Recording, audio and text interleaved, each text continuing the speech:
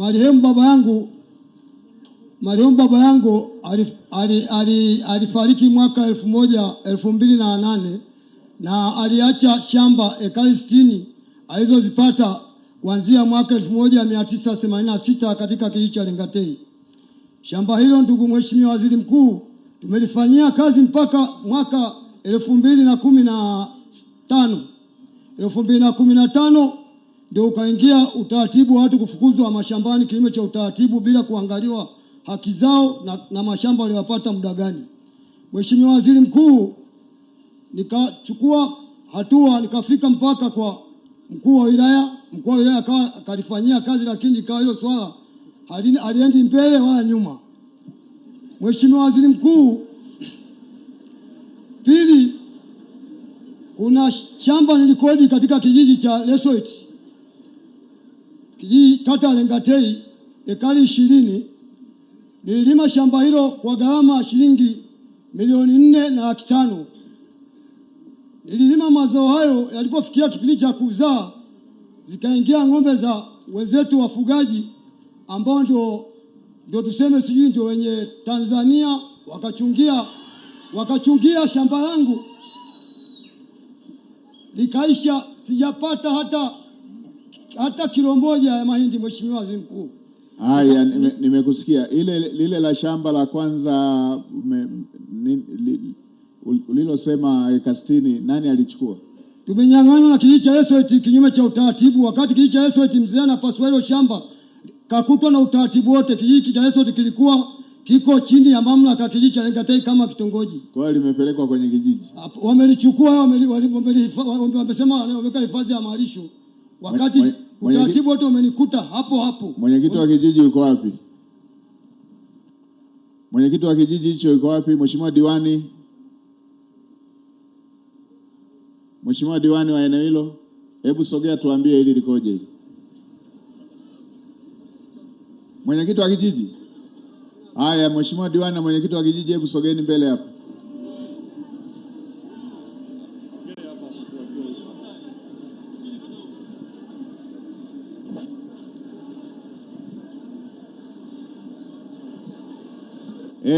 Anayelijua hilo jambo hebu aelezee. Mheshimiwa diwani, ulikuwepo na awamu iliyopita? Hapana, mimi ni mpya, lakini swala hilo pia ninalijua. Tuambie Mheshimiwa. Mheshimiwa Waziri Mkuu, kijiji cha Lesoit kilianzishwa mwaka 93. Lakini eneo ambalo mlalamikaji anasema eneo lile lilikuwa kiasili kabisa ni eneo la wafugaji. Kwa hiyo kijiji kilipopanga matumizi bora ya ardhi, eneo lile lilionekana kwamba ni eneo la malisho ya mifugo na tayari imewekwa kwenye mpango ya Alole. Kwa hiyo malalamiko yale kijiji inajua, na hata juzi changamoto yake ilifika kwa katibu tarafa au mkuu wa wilaya na katibu tarafa, Mrusuni asogee mbele na akapewa ufafanuzi kwamba eneo lile wakulima wote, hata mimi familia yangu imenyang'anywa karibia heka 400, wote tumekiri tumeacha kwa sababu ya mpango matumizi bora ya ardhi.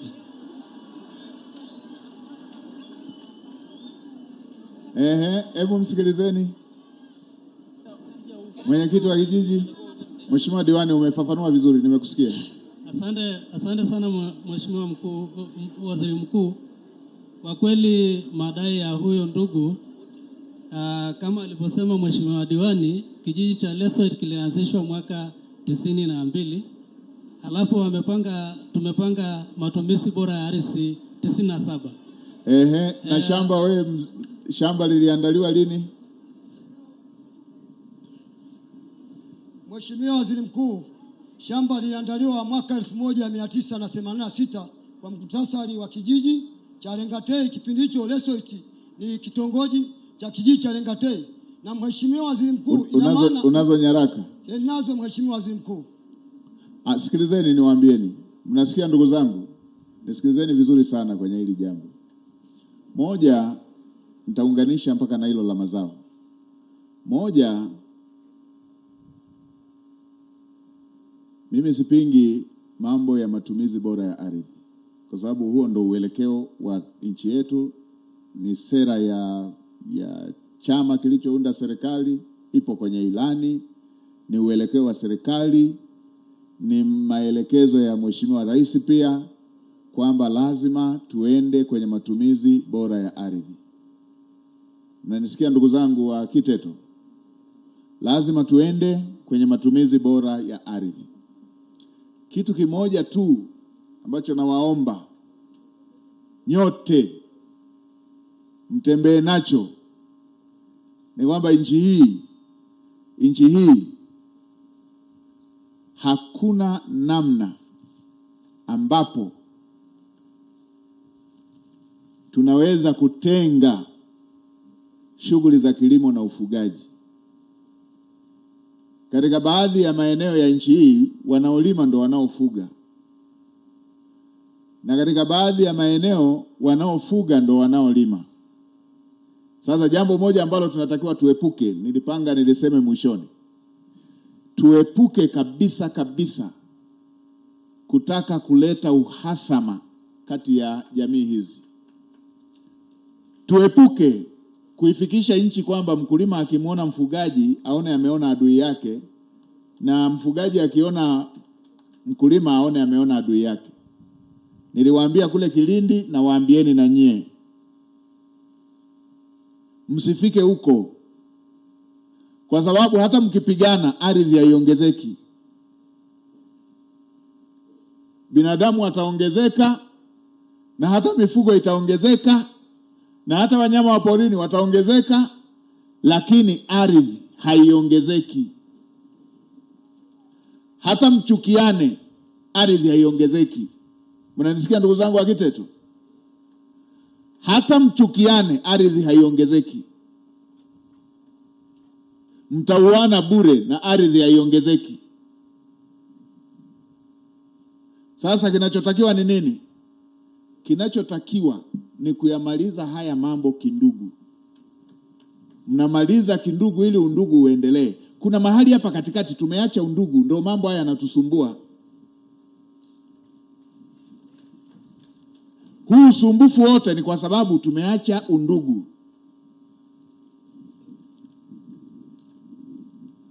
Watu kufanya ubaya imekuwa ni sifa tu, yani wanaenda anafanya uhalifu kibabe, kinyama, na moyo wake unakuwa na amani tu. Hapo ndo tatizo lilipoanzia. Mimi nimetokana na jamii ya kifugaji, nimetokana na jamii ya wakulima. Mwenyewe nimewahi kuchunga. Tena miaka ambayo nimeacha kuchunga ni michache kuliko ile niliyochunga. Ilikuwa ikitokea umelisha shamba la mwenzako, hata kama mwenye shamba hajajua, tulikuwa tunaenda kumpa taarifa. Ukilisha bahati mbaya, mwenye shamba anakuwa hajui, tulikuwa tunaenda kumpa taarifa.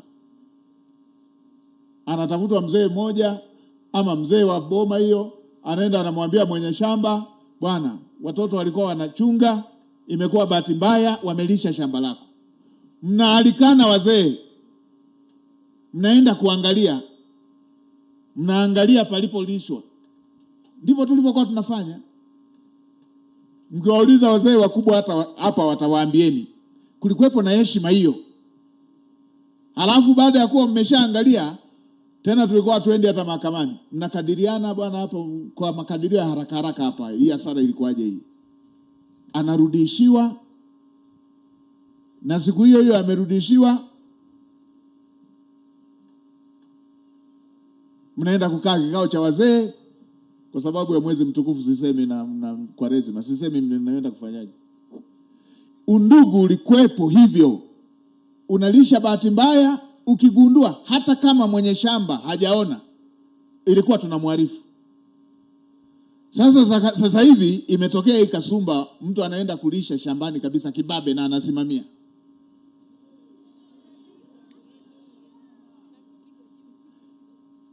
Wengine wanalisha usiku. Hii haikubaliki.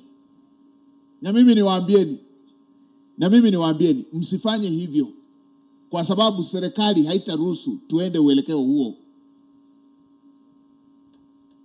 Na mimi kwenye mambo yanayovunja amani ya nchi hii hatuna mzaha kabisa, wala lele mama. Kwa hiyo mnapokaa, wafugaji, mkikaa kwenye vikao vyenu, ambizaneni, muambie na wanaochunga, haya mambo ya kuvunja sheria kwa makusudi hayakubaliki.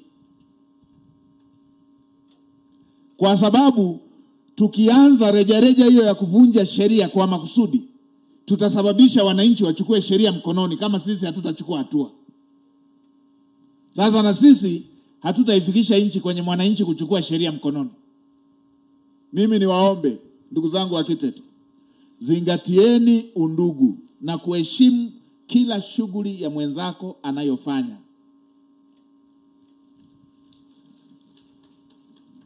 Kama unaona ng'ombe wako wanapenda sana mahindi, wanapenda sana mtama, wanapenda sana mimea iliyolimwa, kodi shamba lilime, afu waachie wachunge la kwako.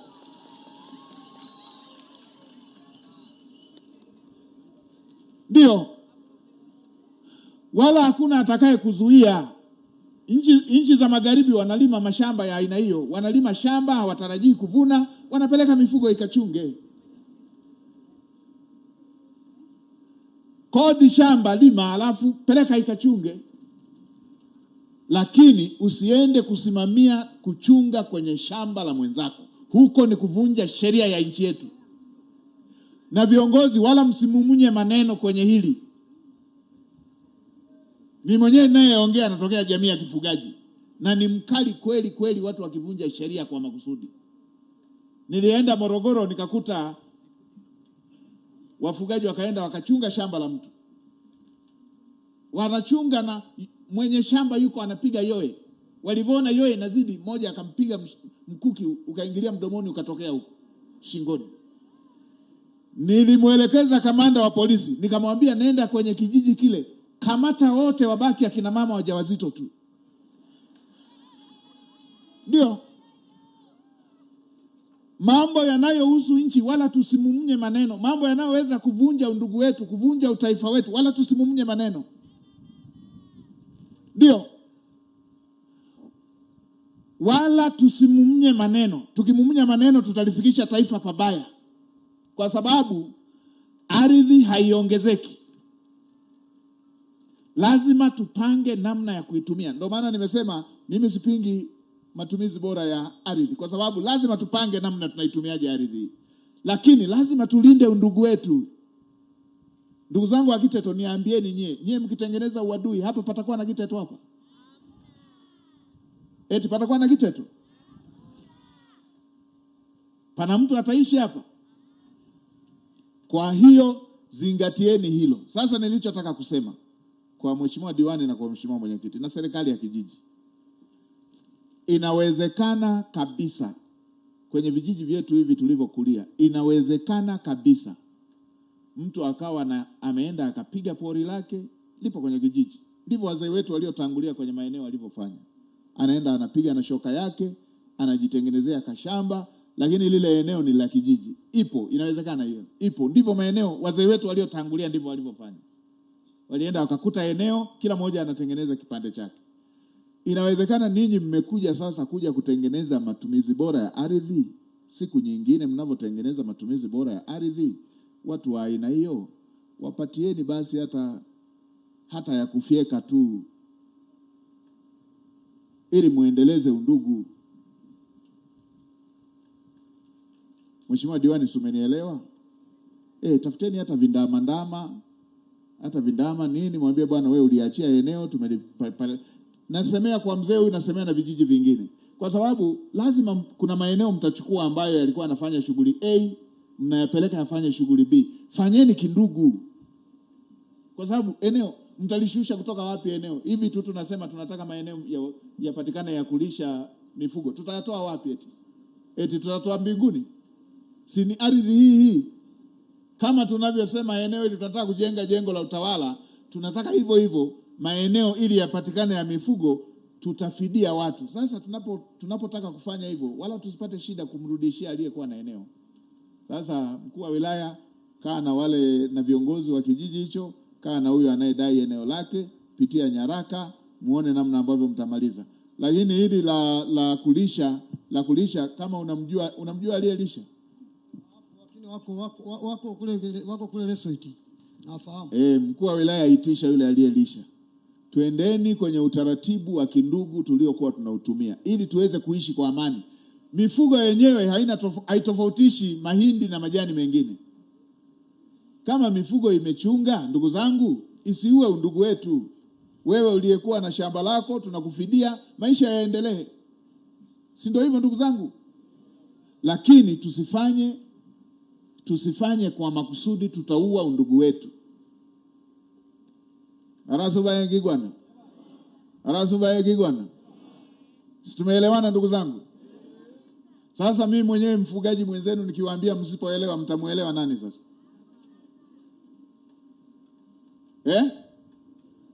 Wangapi wameelewa? Wangapi wameelewa? Asanteni sana kwa kunielewa. Twendeni tulinde, kila mmoja awajibike kulinda undugu wetu. Msiende kwenye kutengeneza uadui kati ya wafugaji na wakulima. Hatutakuwa na taifa tukifika huko. Haya bwana, so onaneni na mkuu wa wilaya, mtapanga siku yenu nzuri, mjadiliane tu kindugu. Jadilianeni kindugu tu. Haya, wewe hapo sogea huku. Nilimwona na mwingine alikuwa wapi pale? Haya, na mama hapo. Ngoja. Yuko wapi? Msisogee. Haya, na wewe. Haya, tutakuja na hapo. Ngoja aseme moja, tutakuja na hapo. Haya.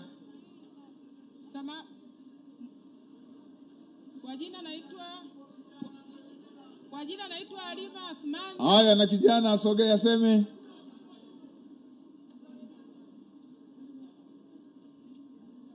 Haya, ngoja, naona mnawakinga watu. Wale waliowaandika si wako huku. Alafu hawa wengine hebu sogeni huku, msiwakinge watu huku. Sogeni upande huo huku. Mama abaki hapa kwa sababu ndo atakayeanza kuongea. Wengine wasogee huku.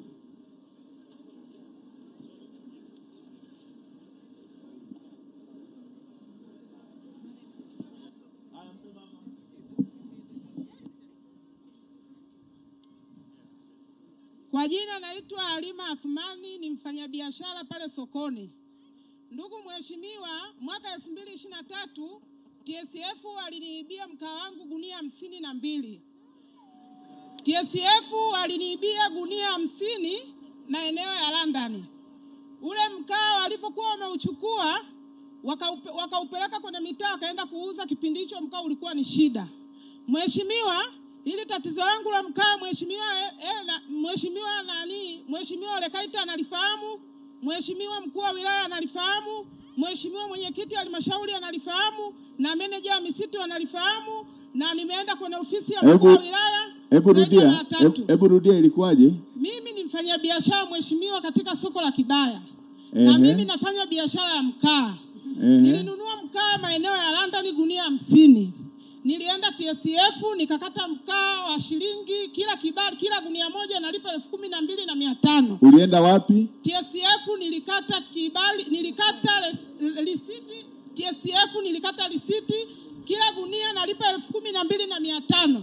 Katika gunia 50 ukipiga mahesabu unapata jibu. Nilipokuwa nimetoka TSF, siku ya pili naenda kuubeba ule mkaa, nikakuta TSF wameenda kuubeba usiku kwa usiku, wakauza mtaani, wakauja ufikisha ofisini. Nikampigia meneja wa